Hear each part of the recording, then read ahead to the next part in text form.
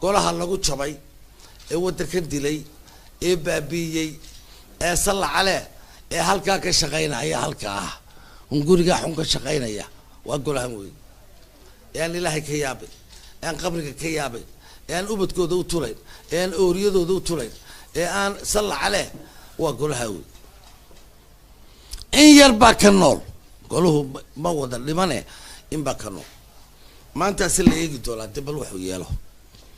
hadduu maanta golaha eegaas isbadbaadiyana inuu ba Soomaaliland caynta leedihiin dacaynto haddii kale oo idin dhamaatay waa taa maanta bilig ka tiri xamar yaa waa taa maanta bilig ka tiri xamar soo goof ma yahayn hawiye xamar maanta waa la wada yeeshay yaa وانا بليانيا مدحوينها soo baxay anigo shakhsi ah ayaan baliyanaya wadad Soomaaliyeed weeyaan inay wax qabsadaan ila wala jecel adeer ma waxaad olanaynaa annaga waxba qabsano waa anagoo isaysanay ilaahu iyaguna ay saystaan meenu leenay maya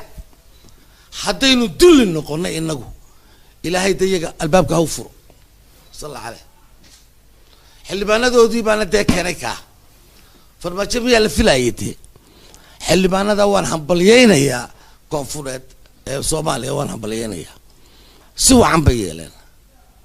shilinkii may siisan dalkoodii nina laba filim bay soo saareen oo Ilaahay la soo saaray